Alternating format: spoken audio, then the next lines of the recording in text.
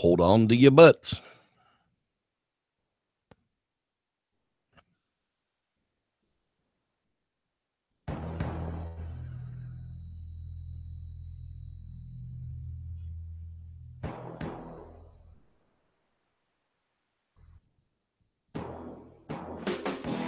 Welcome back, everybody, to the season of encounters. That's right.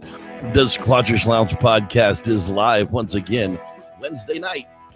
The old Reverend here survived his trip to the High Sierras. Epic location with epic people. And we're going to talk all about it tonight.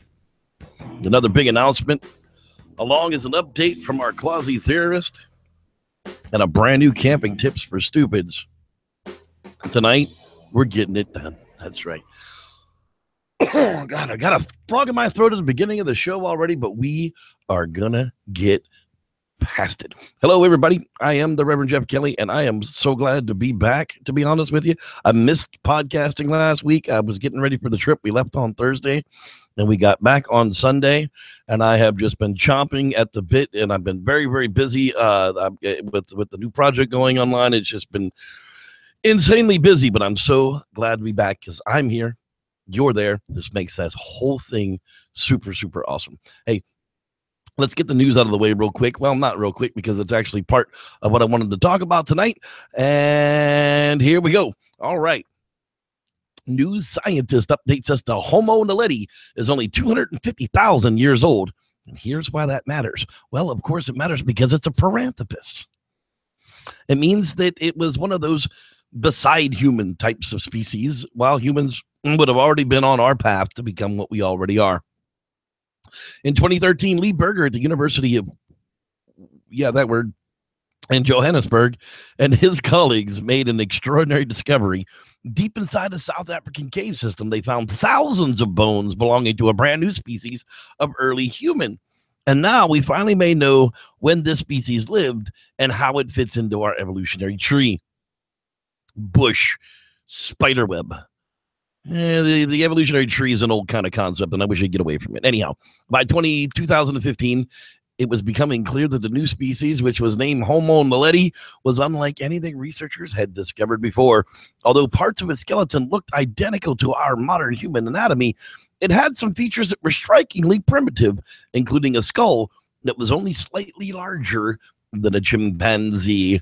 But Berger and his colleagues had trouble establishing how old Homo naledi fossils were.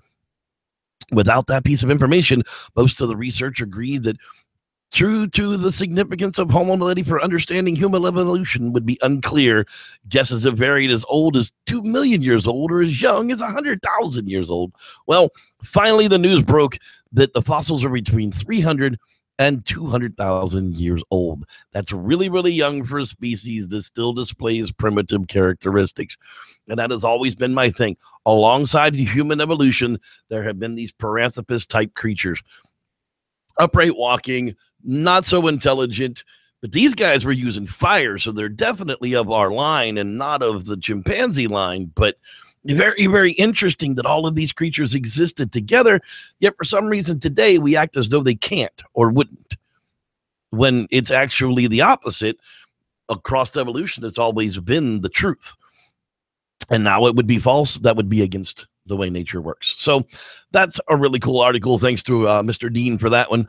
The Daily Mail, scientists discover mutant apes in Uganda that have missing nostrils, cleft lips, and no sex drive after exposure to dangerous insecticides. Well, duh. They are friggin' primates. I mean, Jesus, people.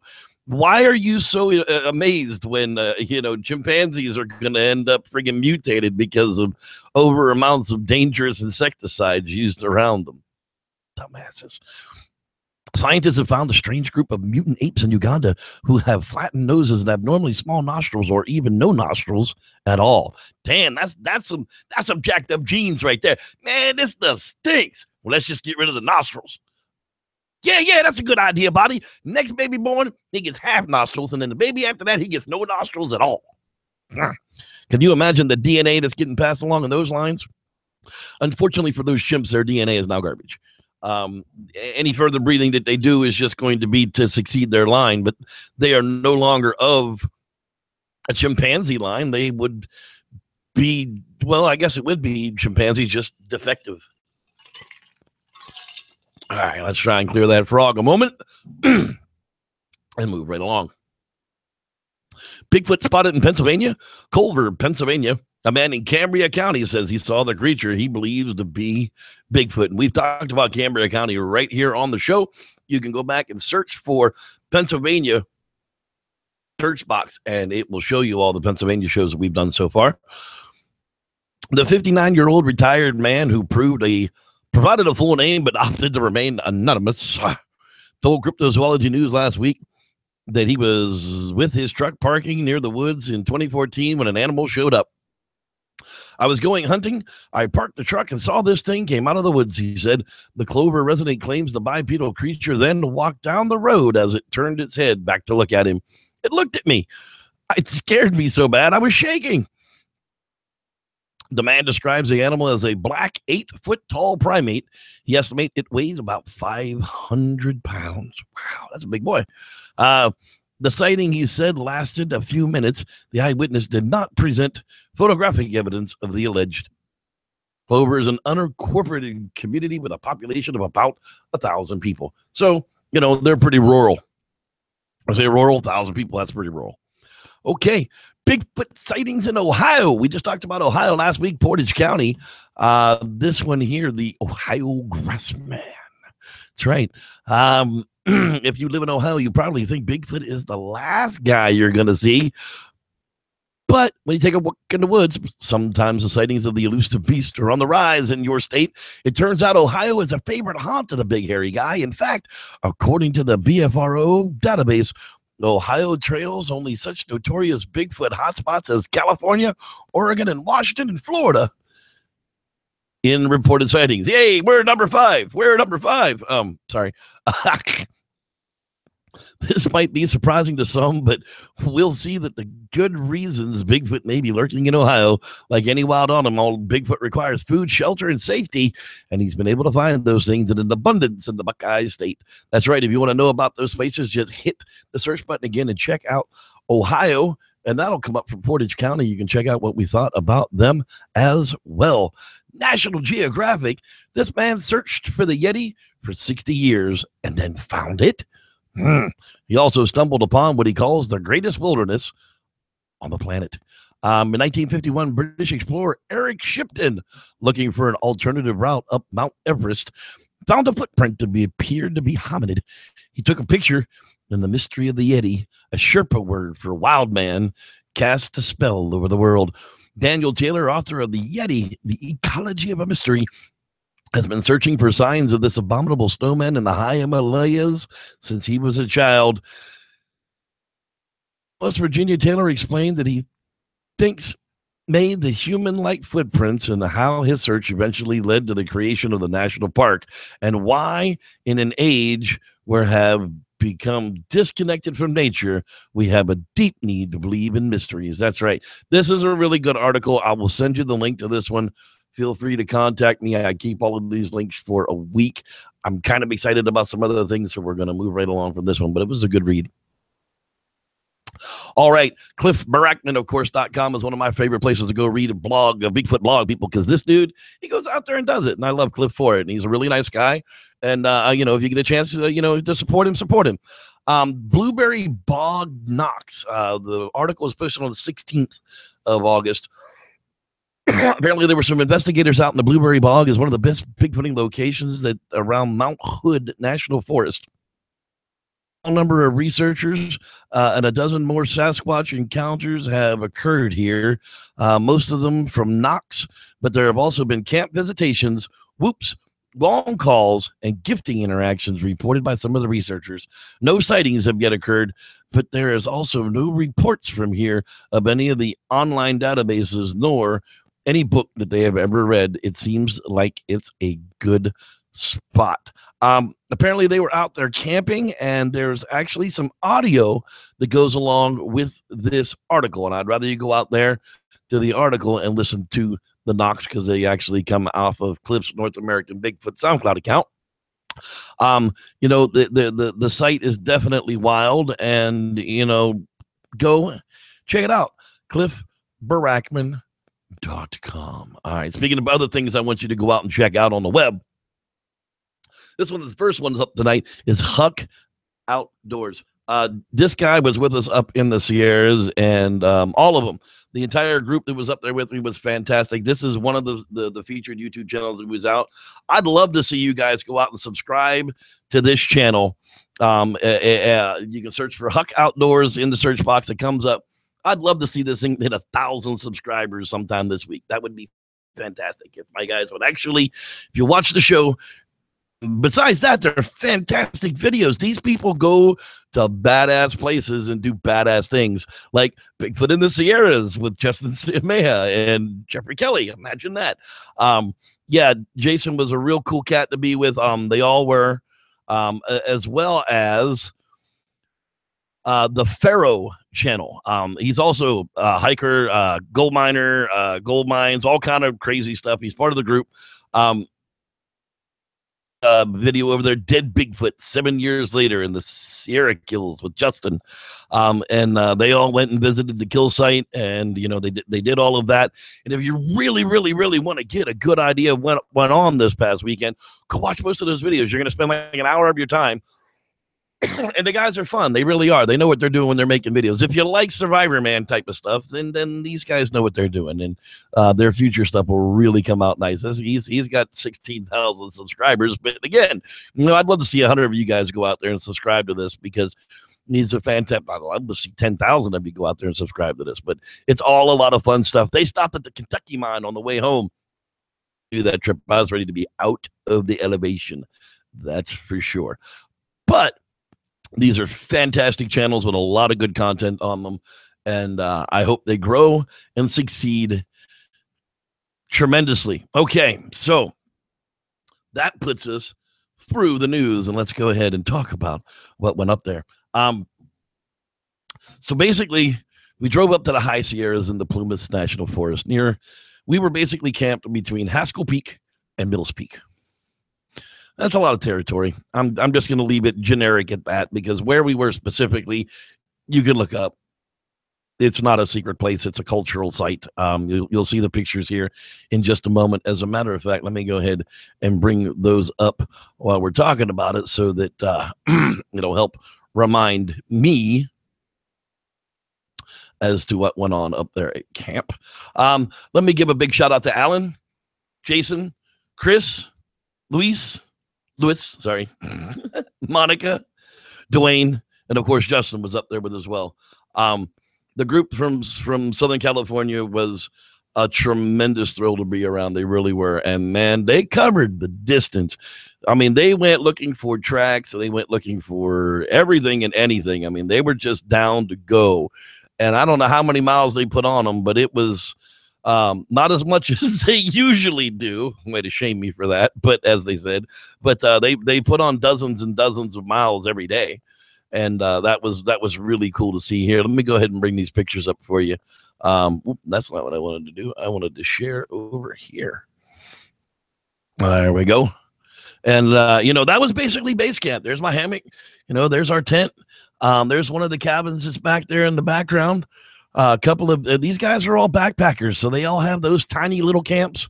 Lewis was the badass. He slept under a poncho and a couple of trek poles, and that was that was his camp for the whole week, man. He was very minimalist, man. He knew what he was doing. The crew was really awesome to be around. I mean, these guys are not it's not their first time in the woods, and they know exactly what they're doing. This site's been there since, gold rush days, 1850s probably. They're definitely summertime locations, because all the tree falls show here that there's 25 feet of snow in the wintertime at the least. So they're definitely not staying up there in the wintertime. But those cabins were definitely occupied by gold miners, because we were basically camped in the middle of gold claims. Public land, but active gold claims. I mean, there were markers, there were jars with information on them, talking about the claims and how far they went and where they went. So people have actually come out here, prospected, found enough gold to actually make a claim, and the state actually allowed them to have it. So I've always wondered, does Bigfoot have, is Bigfoot drawn to areas with a lot of gold minerals or heavy minerals? And I don't know. It's always been one of those things I've wondered. In the Colorados, they say it's the same kind of thing, that if you follow the gold miners, you'll find the Bigfoot. So I've got a couple of other pictures around camp. We had a couple of kitchen stations set up. I took my little puppies with me. Oh my God, they had never been so dirty in their lives. These dogs are house apartment dogs. I mean, they're pad trained. I mean, these dogs are not wood dogs, and holy crap, were they dirty. There's the picture of the other cabin, and unfortunately, they're both in such horrible condition now that you don't want to be inside of them. I mean, they're literally like, it's gonna be a real hard wind through here one time, and that's gonna be the end of them. They're just gonna blow down, and 20 years later they'll be gone, or people will use them for firewood, whatever the case. But there's the gang there. They knew how to cook. Holy bejesus, did they know how to cook? I mean, they had everything, man. You name it. They chili and burgers, and she even made a damn tiramisu cake for Chris's birthday. By the way, again, happy birthday to you, buddy. That's Chris there getting some fixings for his food. These guys ate a lot. They ate really good. I was impressed. I had raviolis and stew, but the old Reverend doesn't feel good at those altitudes, so I don't eat a whole lot. But this is only like 5 o'clock in the evening. The sun goes down over the mountain, and it is gone. You can see the moon's already starting to come out some. It's really starting to get dark on us. And, then it's black out there. I mean, it gets black. This comes out the next day. This is the morning of the second day. Now, the first night, not a whole lot went on. When we get out into the mountains and you get setting up camp and everybody's loud and you're out sitting around telling stories, and, the animals kind of quiet down around you. They're like, what the hell are these usurpers doing in here? This is our spot. But we sat around the camp and we talked. Of course, we talked Bigfoot and all the latest stuff that was going on. And we're sitting around the campfire, and it comes up to old Magic Johnson and Portal Gate, the escape of the portal people. And of course, they were all shocked that there are actual adult human beings in this world that would believe such utter bullshit. But apparently, I convinced them that every time I farted, I opened a new portal. And that was the joke for the rest of the weekend. Every time somebody ripped one, whoop, they're opening a new portal. There it goes. Hey, Johnson, we just brought you a new being of light in through the portal. I hope he finds you. The first night it was pretty quiet in camp. Didn't even hear a lot of bird noises at night. Now, in camp, around camp, there were large mountain grouse. There were small mountain pheasant.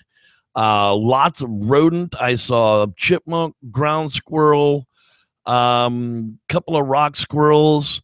I didn't see a whole lot of gray squirrels. Tons of songbirds, hummingbirds, which at that altitude I wouldn't have thought that there would have been hummingbirds, but I guess they're following the flowering berries as they're going up the mountain too. So they were the greenbacked mountain hummingbirds. It was amazing to see them just buzzing around camp. Lots of honeybees, but the berries weren't in yet. We were still a little early. The berries aren't going to probably be there for another 3 weeks.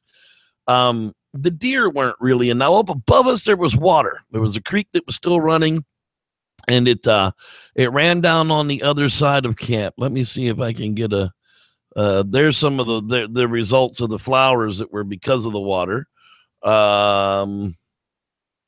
I'm not really sure what's going to happen here. I took a bunch of pictures of all kind of craziness.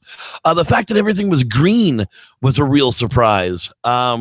These are piles of leftover debris from there it is. Now that there is a meadow of wetness. All of that is vegetation that grows in the wetness. There's a creek that runs downhill across this. So this is really, we're sitting right on the water source as well. No owls, although we did have red-tailed hawks and crows, and the crows weren't happy that the red-tailed hawks wanted to eat their babies. Speaking of eating their babies, the second morning, the guys had gone out for a hike, and we were still in camp sitting there with the dogs, and the red-tailed hawk started getting lower and circling around my direct camp, kind of sideways, eyeballing my chihuahua, going, damn, that's an odd-looking rabbit. So we got up and started moving around, and the red-tailed hawk decided it wasn't worth it and moved back over to harassing the crow. But the second night, the second night was Friday night, and that was the night that Justin had come in, and I was really, really not feeling well. So I was laying down in the tent in the late afternoon after it had cooled off. And the second night, there was a night that they had gone over to the kill site that afternoon. Justin had come in, and they went out before dark and drove over there. And there was a spot down below camp, and unfortunately, I haven't taken my big camera pictures off yet. I've been really busy, as I said. There was a spot down below camp, like this dark area here, that there was a great big light spot in. And every afternoon, it would seem, and you could see the animal moving behind the trees, and then all of a sudden, that spot would get dark, but then it wouldn't get light again. And when I went down there and stood it, and I realized that was a pretty damn big space to have it just kind of go dark. And then, you wouldn't really pay much attention to it until you look back down there and realize that it was light again, that you could see through it. And it was just one of those strange things.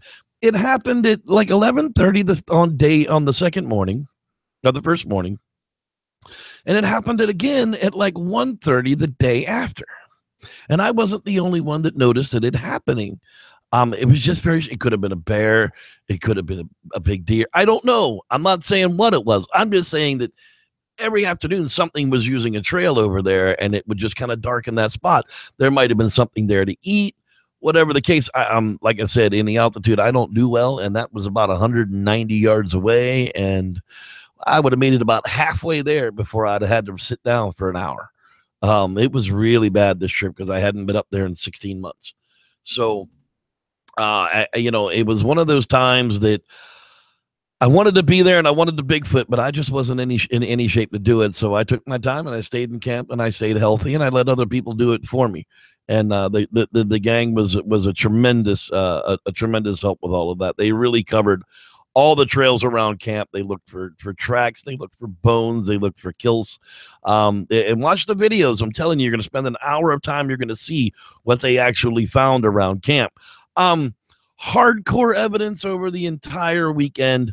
No real hardcore evidence. This is one of the angles it was across there. One of the approachable areas was from the right-hand corner here, from the dark end to the light. The animals had an advantage point over us anywhere they wanted. It really wouldn't have been difficult for them to approach us.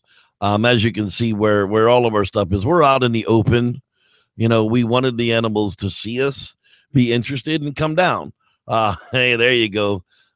Chris with the shotgun. Dwayne had brought into camp. Dwayne came in from Reno on Friday night with Justin, or before Justin got there, to hang out with us and had a really good time. Commando, there you go. Get him. It was a really fun time. There's the dirt. Oh, it was so dirty. Hadn't rained in some time up there, so there was an inch of just dust on everything. Not real conducive to leaving tracks, even for us. Like, it would blow, the wind would blow the next morning, and our tracks from the day before would be gone. It was really that dusty and that messy going on. And these were the types of trees, this is the standing at the base looking up at these things. They were 100 foot tall. It was just amazing alpine. There was probably 6 or 7 different kinds of pine trees in there. All kinds of food, plenty of water, lots of food resources. The deer just hadn't been moving in giant herds. Below us, they said that they had found a whole lot of deer scat, like a whole lot of deer, a lot of bear scat, some cat scat, everything you would have expected to find up there, we found. All the animals were in. Basically, we pushed ourselves between 2 gaps. And the animals move into a gap. They consume as much food as they can through those gaps before they move into another one. That's how nature works. And you just got to learn to position yourself into those places that are going to put you where the animals are. Did a Bigfoot come into camp?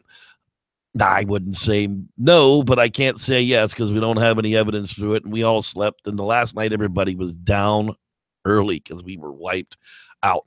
I'm running through my night vision. I've been through like 2 hours of it. I've seen some bugs. I haven't seen much else than that, but there was some animal activity because I had bobcat prints on my trunk where the little bastard smeared his schnick and his crud all along the trunk of my friggin' car before he jumped off the other side of it. So I literally have like bobcat sludge on the trunk of my car, the little bastards. You can't get away from them damn cats. Alley cats here do it to my car all the time. I go to the high Sierras and boom, there it is. So with that, let's go ahead and let the old Reverend here take a moment of a break, and we'll get our update from the great Dean Cooper, and we'll get us some camping tips for stupids, and then I will give you our big announcement. That's right. I know you guys are waiting for that. So we'll get to that right after our announcement from Dean Cooper and our camping tips for stupids.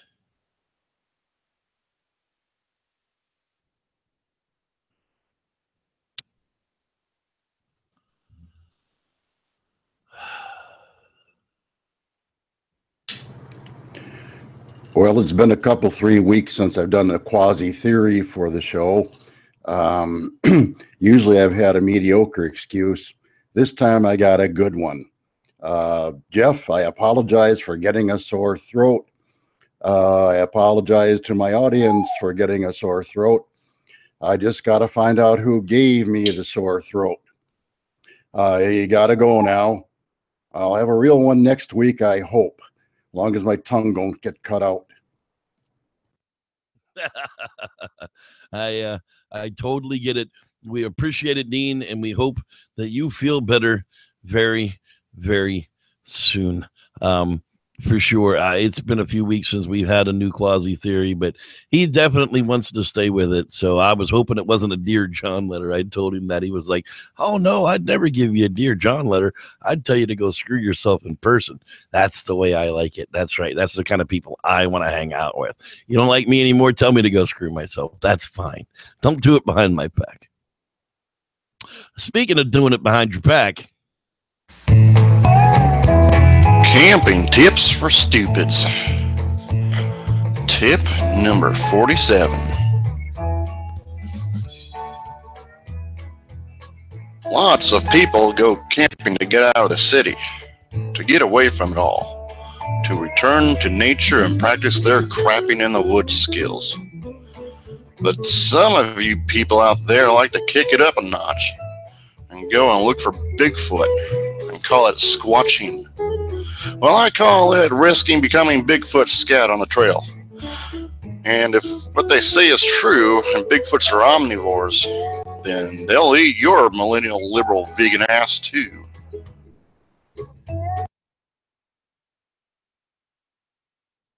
Well, if you're so intent on going out there and risking certain Sasquatch log piles, then at least let me give you a few pointers on how not to squatch.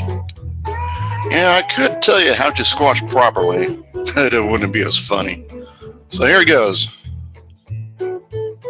Travel up to the site in a giant loud diesel truck with a horn blowing. You want to announce your presence as loud as possible. Hell, if you want to be douchier about it, coal roll that shit. Tree knock with a beehive in it. That'll bring fun for the whole campground. Have had too many beers and wake up the whole campsite by trying to shoot down a government satellite with a shotgun because you thought it was spying on your sister. Forget your car has a loud and annoying car alarm every time you need to dig something out of it. Bigfoots and campers will love you for it.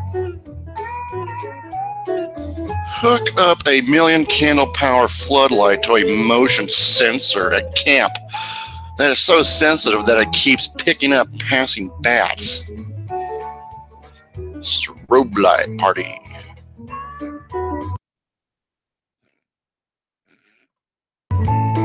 Make your bathroom upwind from the campsite. You'll make tons of friends that way. There are all kinds of ways to be a complete douchebag squatcher. And if you already do some of these things while squatching, then you might want to stay home and rethink your life. This has been Camping Tips for Stupids. Remember to spay and neuter your idiot population.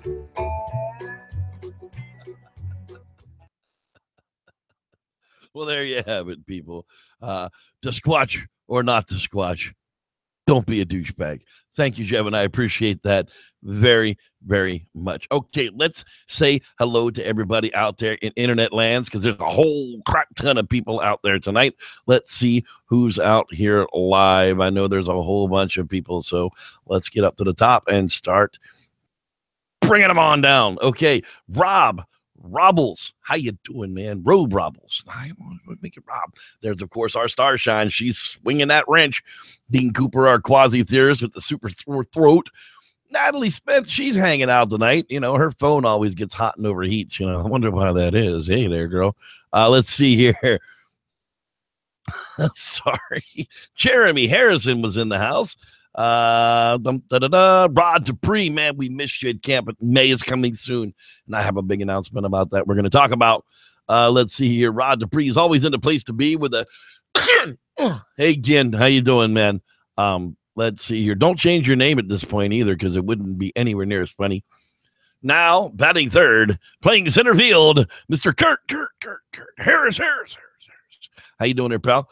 Obsidian Radio. I can't wait for Vinyl Power. We're so much closer. We're finally in the month. There's so many good things coming this month. Haunted. I like that name. That's pretty slick. It's just Haunted. Huck Outdoors. There he is. How you doing there, Jason? Glad you are joined us tonight as well. Always an adventure, Luna. That's right. Monica's in the house. How you doing? You got to get me that link to your thingy so we can get it on next week's show and get people to vote for those too. Gone Camping, Mr. Jevin Moore. That's right. That's who brings us our Camping Tips for Stupid, is Gone Camping. So go subscribe and watch all those videos. My God, some of them have he had to change his channel, so it got all kind of screwed up. So go help the dude out and click on a bunch of them. James the Grower. Oreo Cream Rocks. Holy crud. That woman is like a superhero. You people don't know what that woman does for the communities around her, but she saves Texas from flood victims and her own flood victims. If there's flood victims involved, Oreo Cream Rocks is there. I mean, she needs to start up like a GoFundMe campaign for her superhero campaign, because really, it's expensive. Brian Hunter is in the house. How you doing there, Chief? Forrest Groves. Hi, my name's Forrest Groves, but people call me Forrest Groves. Nice to see you in the house. We got a lot of people named Forrest. I like that. There's Forrest Krabs. There's Forrest Groves. There's Forrest Gump. Let's see here. David Day, how you doing, Pennsylvania? Glad you checked in. Squatchbox and Christopher. I'm sure Christopher's finally home. I'm glad you're home. And remember, potatoes are a vegetable. Mac and cheese, not so much. Let's see here. Well, Cheryl Willen is in the house. Brown Dwarf is in the house. Kat Yarborough, how you doing? Glad you're here with us as well. There's more people. California Picking. How you doing, Drew? Glad you're with us. Keith Harden. There is another one. The late horror show. Hey, glad you're with us as well. Ohio. Check out that Portage show from last week. You guys might be interested in that. Mama Renee 32. Glad you're in the house with us as well. There's more people than that. I know there is, because I haven't even gotten anywhere near the bottom. Jay Gerd is in the house. I see you there. Lupe Reyes. That's right. Mi familia. So glad you're here, man. I have no idea who that guy is, but seriously, glad you're here. Um, uh, uh, uh, uh, uh, there's a lot of more people here. Christy Scriambra? I hope that's right. It's close, I'm sure. If not, get a new name because it's really hard to pronounce. Um, of course. Let's see here. John Briers. If I didn't say your name before, I have now. Lance Windsor's in the house. Glad you're there. Dude, I don't know why you keep getting cut off at the end of every show. That must be a Canada thing because nobody else complains about it. Candy Apple, I'm glad you're here with us as well. Hi. Wow. Rodney Wilson. More. I know there's more. I don't want to miss anybody tonight, but I may because it's now locked up. Wow, look at that. So many people on board. It doesn't know what to do. Now it's going all crazy on me. And I just saw new people. Wait, stop. Swan, Pawn, 50849. So glad you are here. Glad you are in from Iowa. Children of the Corn. That's right. Okay, Dave Jackson's in the house, man. I hope you're feeling better, dude. If you're feeling better, May's coming soon. Don't worry about it. You missed some things, but there'll be better things ahead. So don't get lost, man. It's don't worry. We're always gonna be here. There's more people. I know there is. I'm just have to slow down here. Reptilian Overlord. So glad you're hanging out with us tonight. That's awesome. John Leland as well. There's the Easily Rider. That's right. Jonathan was up there with us as well. That was the Jonathan of the group. I probably didn't put Jonathan in that list because you know me. Yeah, so Jonathan was with us as well. So sorry for that I may have missed out as well. If I left anybody out, say so now, and I'll make sure that I get you at the end of the show. Okay. All right. So it has finally come time for that. Yeah, it never works on time, but it's going to work. There we go.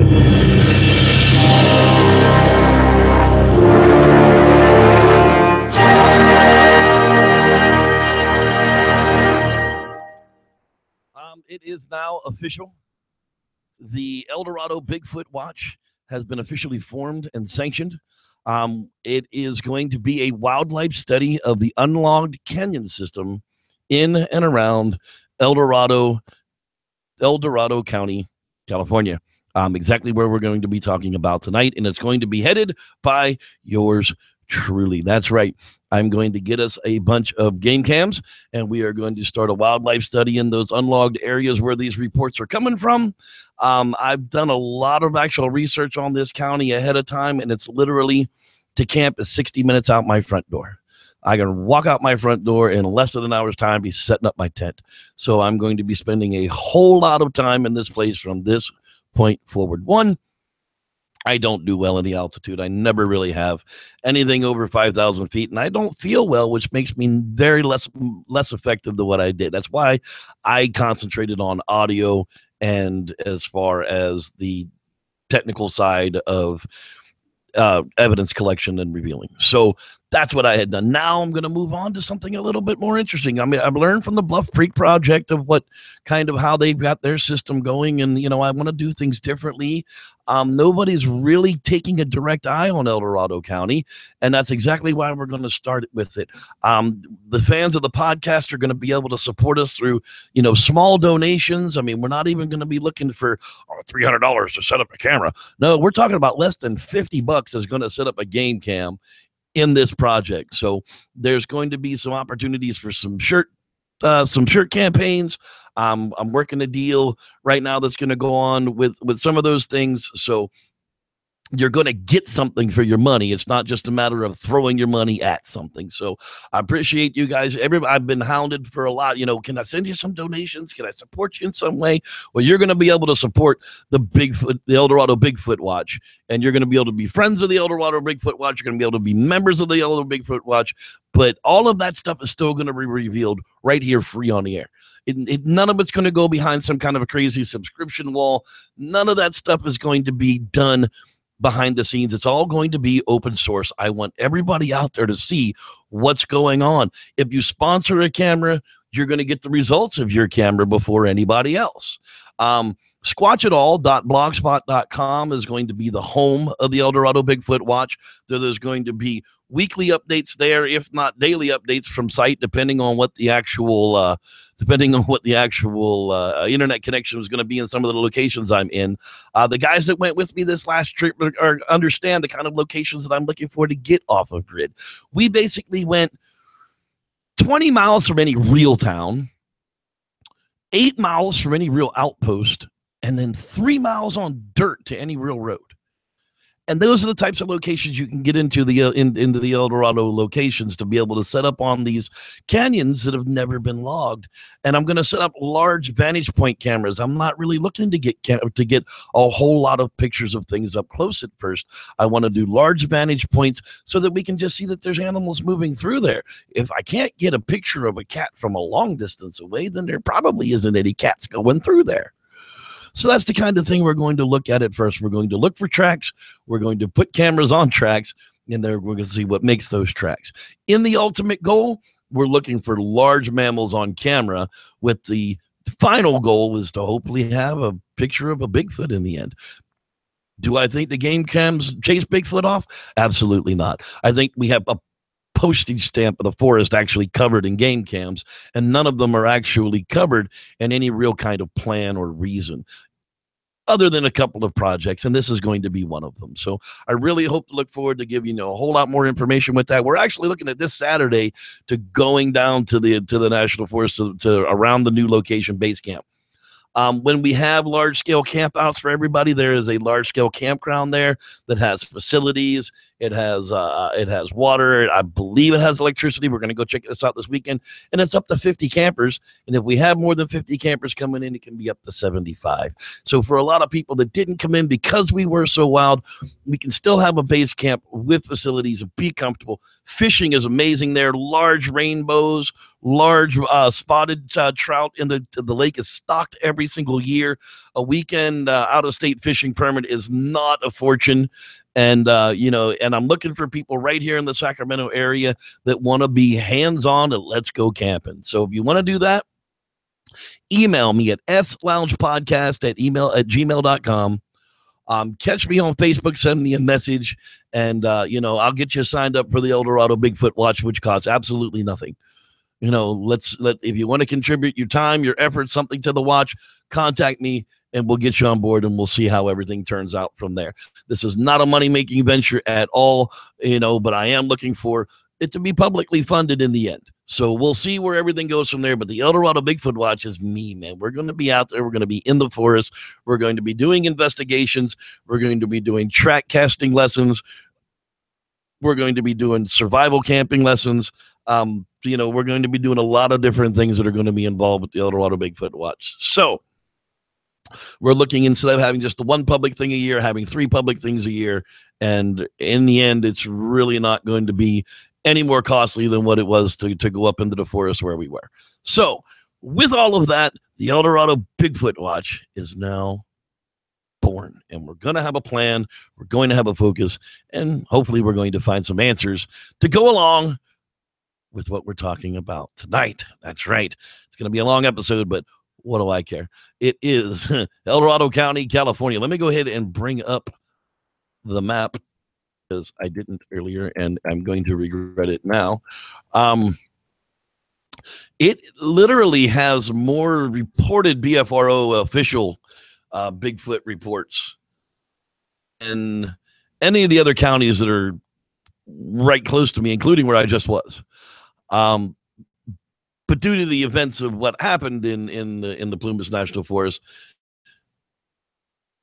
so I never went there because of the camping or the comfort that I felt there. I went there because I knew that they were Bigfoot. Well, the research that I've done lends me to expect that if there's Bigfoot all the way up there, then there's going to be Bigfoot where the new location is, and I will show you why here in just this particular moment. There we go. All right. Okay. What you see here in front of you, people, is the El Dorado County, California, and as you can see, Sacramento is right there. 1 million people around this area until you get out here to the white, and then when you get out here to the green, there's far less people living. The high-end reservoirs run right off of the South Lake Tahoe.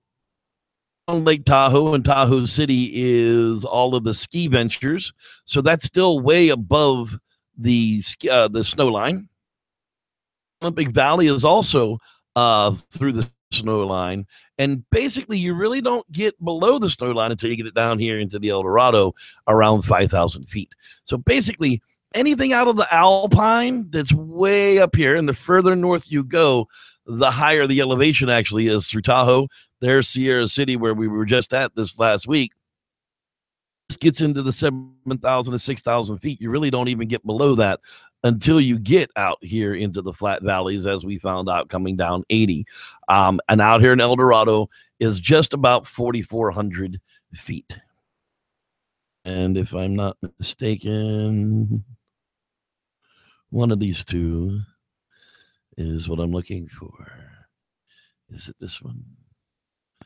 I believe it's this one.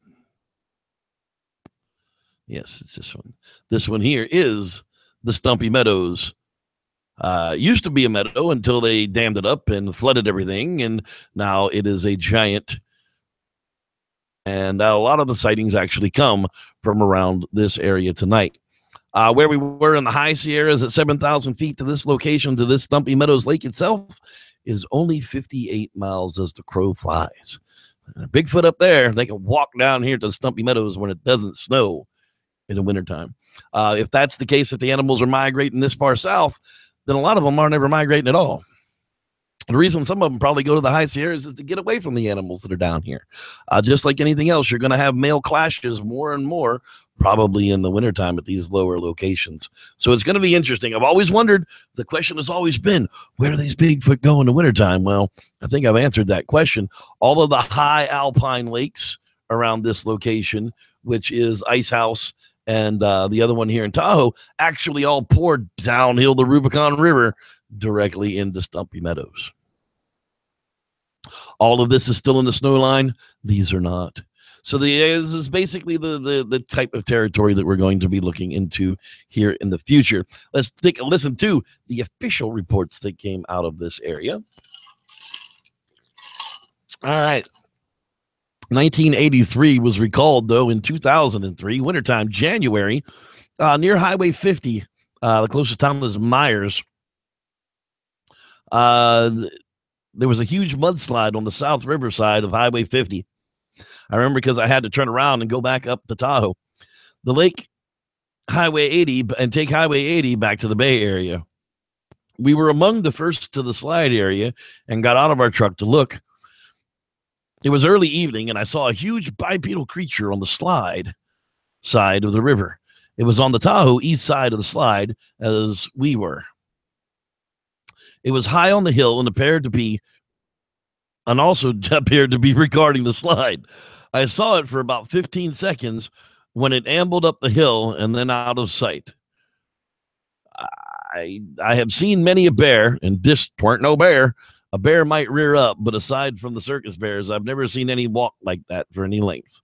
So it weren't no bear. That puts it out there at Hires near Highway 50, and that should, if I scroll out here, Highway 50 is just a little bit further south of the reservoir there. So there's Highway 50 going through right through the center of the county. All right. 96 was actually reported just slightly afterwards, El Dorado County. The Placerville tracks found and cast. I recovered a footprint last year, July 17th, I believe. The print does not really match what a Bigfoot print would look like, according to some researchers that I have done after I found this 22 inches long. It has what appears to be sharp nails that are claw-like in appearance. It resembles a human foot almost, with the exception of the size. Claws and the contours to it are quite different than a human print.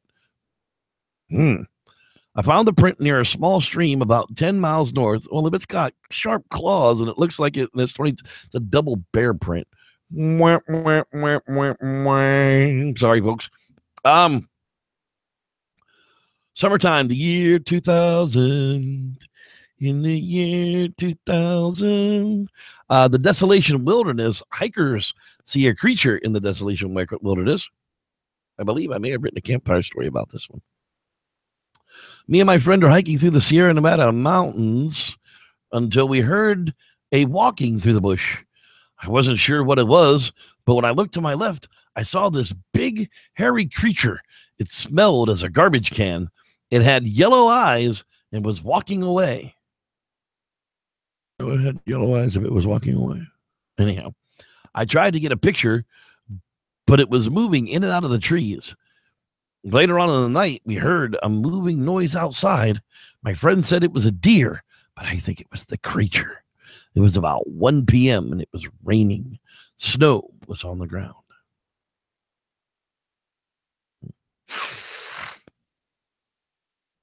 Okay.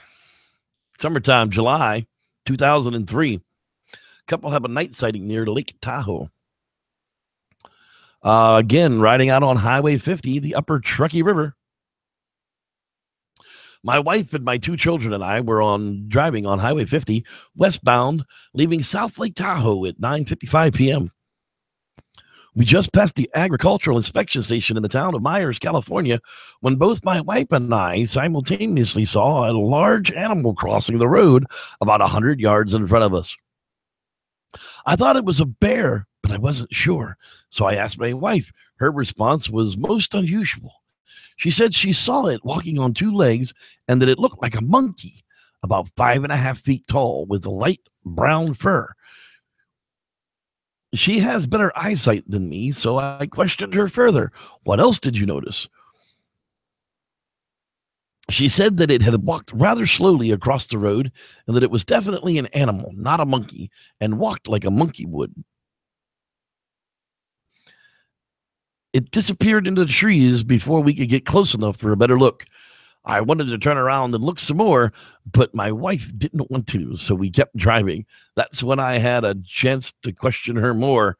My wife has had a laser surgery on her eyes and wears corrective lenses, which, more unfortunately, I wasn't wearing at the moment. This is why she was able to see better than I was. All right. Well, there you go. Get back down through that area. This poor throat. In 2003, again in the fall, near the town of Pollock Pines, Sly Road, about 3 miles from Highway 50. I had heard recent reports of black bear sightings becoming more common in the Pollock Pines area than the bears are extending their range from the Rubicon Desolation Wilderness area south of the Pollock Pines. 2 bears had recently been hit and killed on Highway 50 about 3 miles north of my encounter. All this talk of bears in our area is what led me to initially conclude that what I had seen was a bear.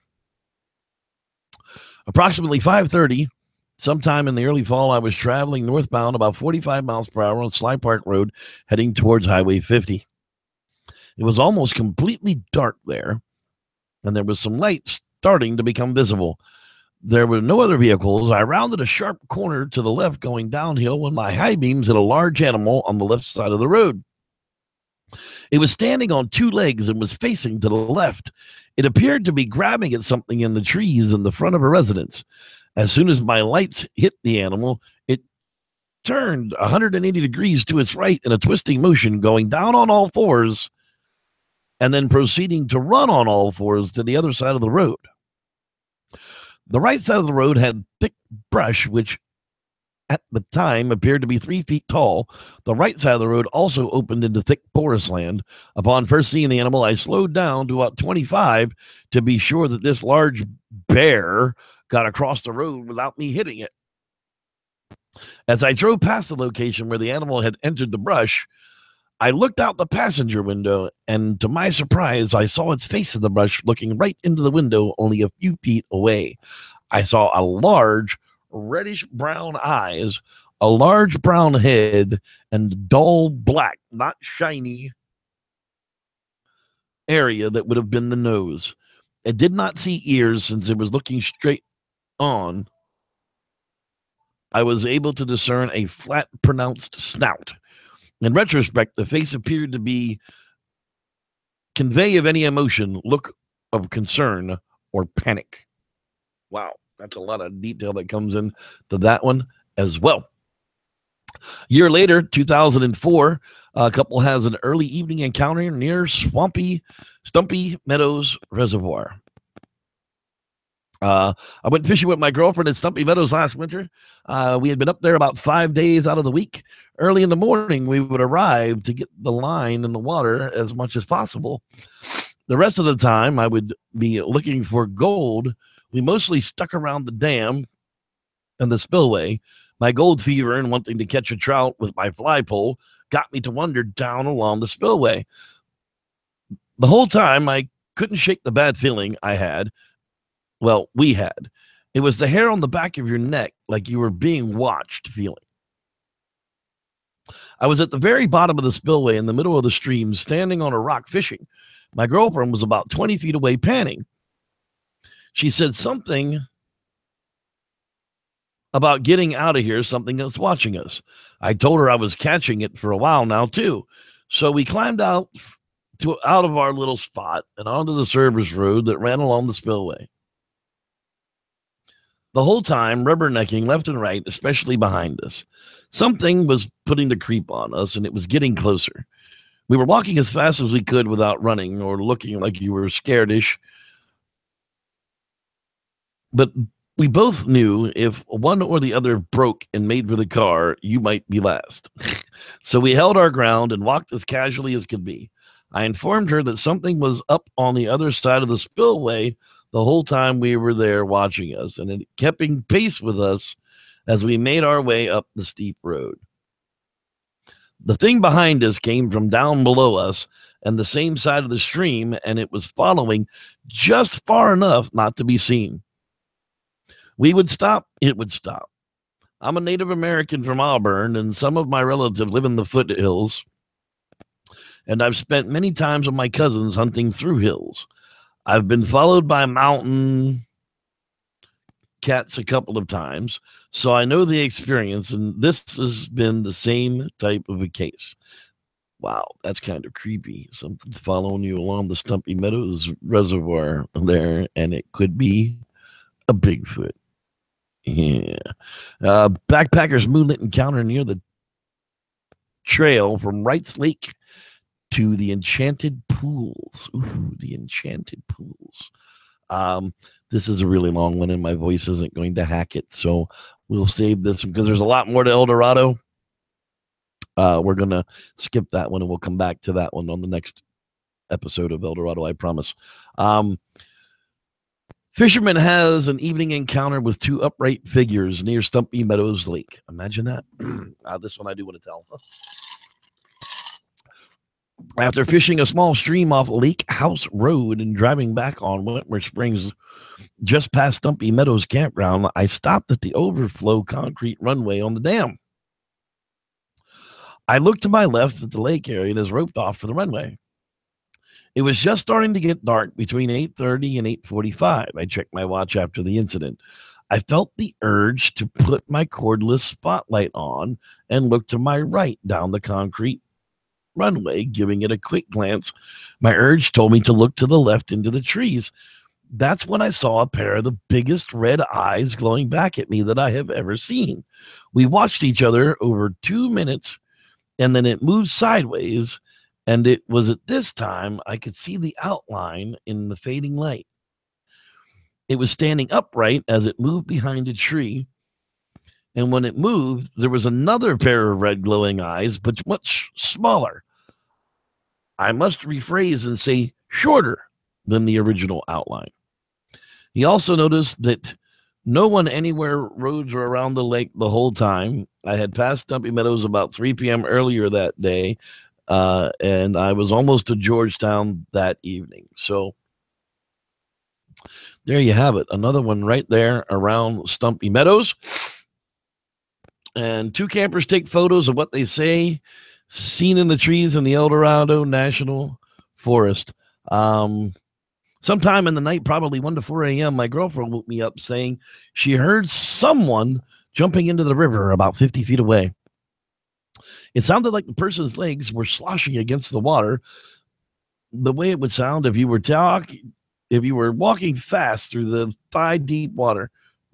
Sure enough, a few seconds after she whispered this to me, I heard the noise too. She was accurate in her description of the sound. I guess my protective instincts kicked in because without hesitation, I unzipped the tent and with my large mag light in hand, my tent spotlighting the riverbank and the forest around us. I saw nothing, so I called out that there were people and to please go the other way. Still heard nothing. After that, we didn't hear any more unusual sounds.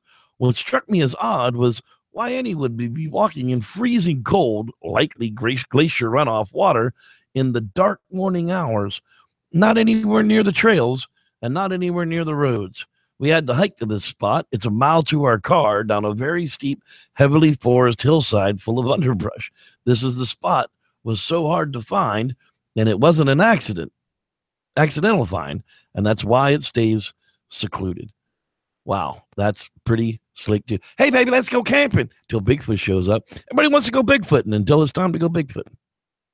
All right, people, that's what the voice is going to handle tonight. And we're already long, so yay us. But, man, I am really excited. The El Dorado Bigfoot Watch is going to be a fantastic thing to be involved with, and I will keep you guys abreast of the situation, as they say, and how you can be part of it as well. With that, we're going to end this edition of the Squatchers Lounge podcast with a Bigfoot campfire story like we always do.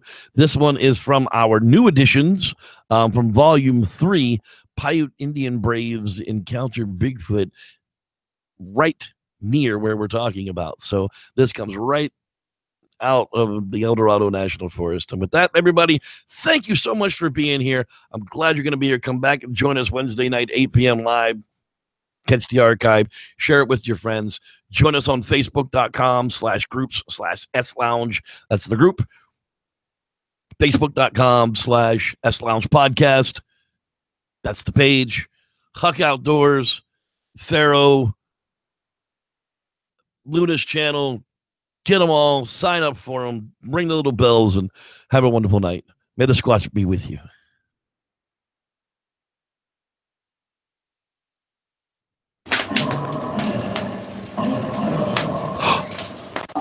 You guys hear that?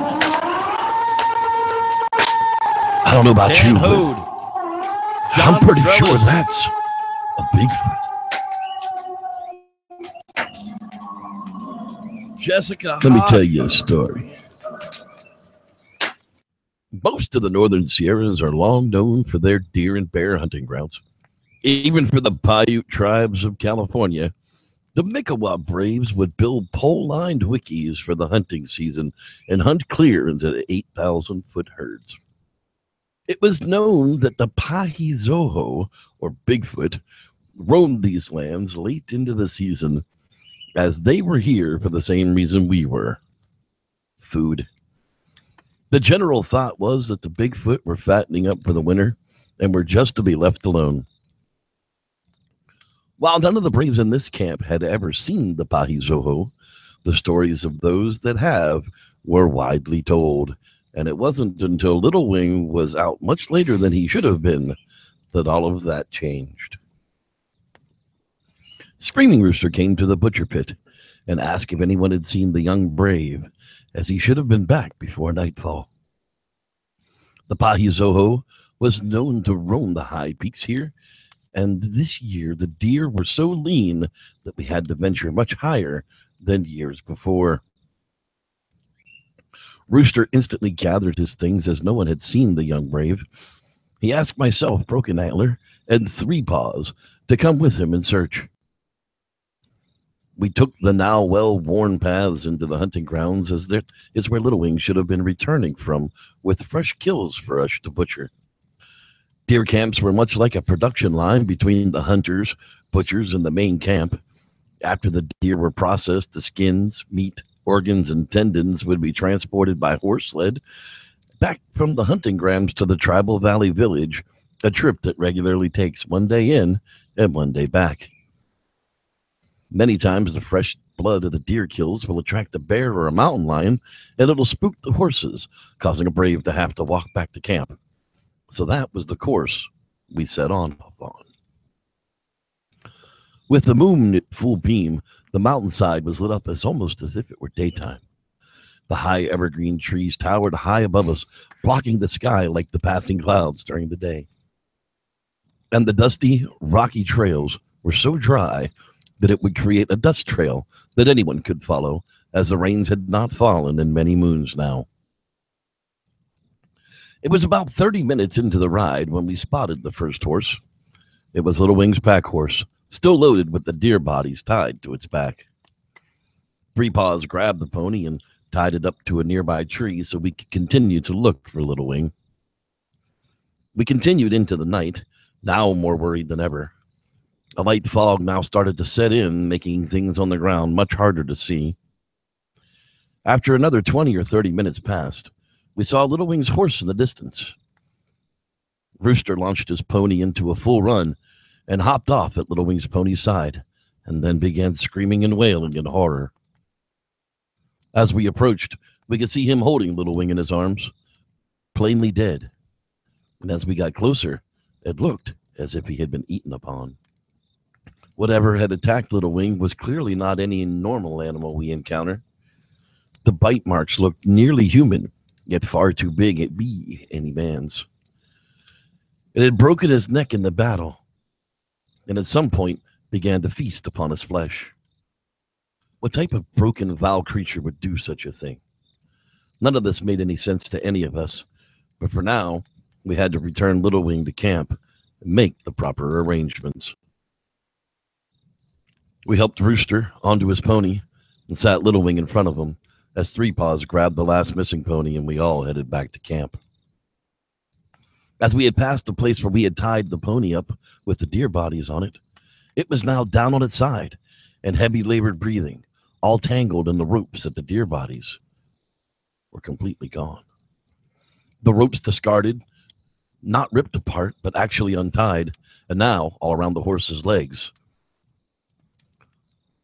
Leaving from the scene were giant bare footprints, much larger than any of the braves in our camp. That was when Screaming Rooster, still tearful in mourning, put it all together and uttered just one word: Pahizoho. Three Paws got the pony back to his feet, and we all slowly made our way back to camp. Once back near camp, the three braves collected the attention of the others as they slowly rode past fire after fire with Screaming Rooster and Little Wing at the lead. By the time we got Little Wing down from the horse, many of the others had gathered. Screaming Rooster, filled with sadness and losing of his brother, screamed out in rage as others began to ask what happened. Pahizoho, Pahizoho, Pahizoho. That is what happened. Nothing else has teeth like a man to cause the wounds and would eat upon a child. As he held his brother close, he then laid him down to rest at the edge of camp. Tonight, ceremony. Quickly, the camp built a central fire, and the braves moved into their places. Each of them in the circle around the fire, dancing, singing, rhythmic shaking of cords, stomping of the feet. It went on for hours and hours until each of them fell out from near exhaustion, and the fire died down. As the last of the embers sparked in the fire pit, we were all awakened by the howl of the Pahizoho, and it wasn't very far from us at all. It was long known in the Paiute legend that once a Pahizoho attacked and tasted the flesh of a man, that it would only crave that source of food and must be hunted and destroyed to protect the rest of the tribe. so the trio knew what they had to do. Once the daylight broke, they would hunt for its den and see that the right thing was done.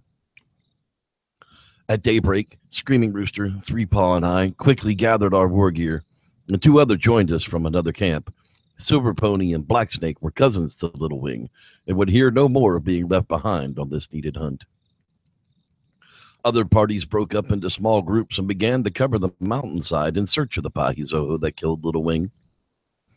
Every now and then we would cross paths with another group and share where we had been to search and attempt to cover as much ground as possible.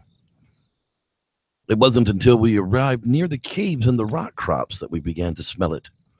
A pungent odor that could only be described as wet animal and raw sewage mixed with bad food. And then Black Snake noticed the tracks of a man far larger than any of us. Silver Pony launched an arrow high into the air as a signal to any other groups that may be close. We all dismounted, tied the ponies down, and began to search. The smell was evident and becoming more stinging to the eyes and nose, like rotting meat and feces all mixed together. We went around a blind corner, and we moved and saw a surprise water source, a small, moving water leak of a puddle with fresh, extremely large handprints all around the rim of it. A little further into the rock crop, and there we could see it in the corner of the rocks. It was the Pahizoho. Badly wounded with Little Wing's blade wedged plainly in its thigh, Screaming Rooster took no time in placing several arrows into the hulking creature, not so much in revenge, but it seemed more in the pity of the suffering animal, as a tear ran down Rooster's face, and the Pahizoho.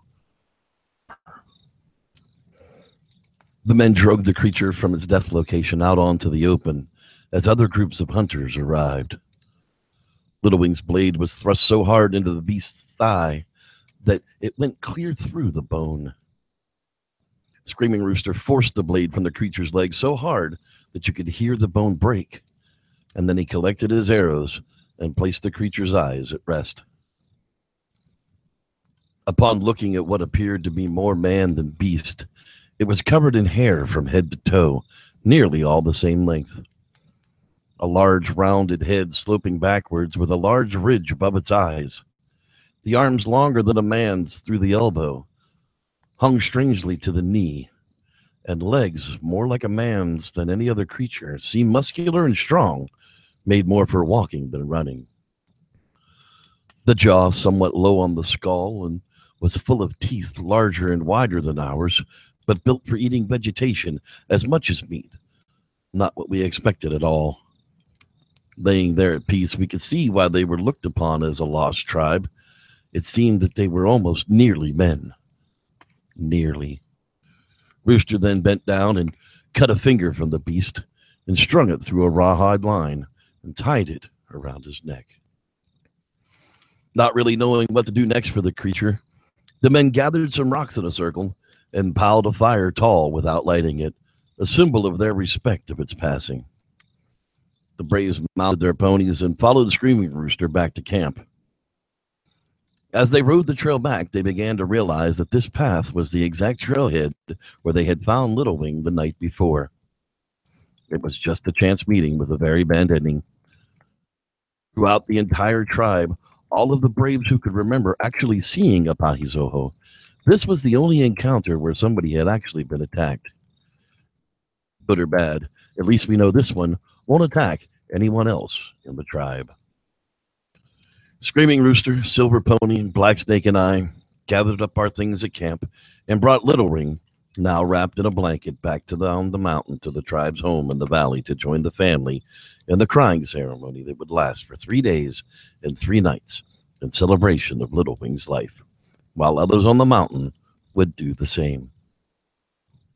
And such is the tale of the Paiute Braves hunting a Bigfoot in the Sierras. Thanks for listening. I'm Reverend Jeff, and may the Squatch be with you.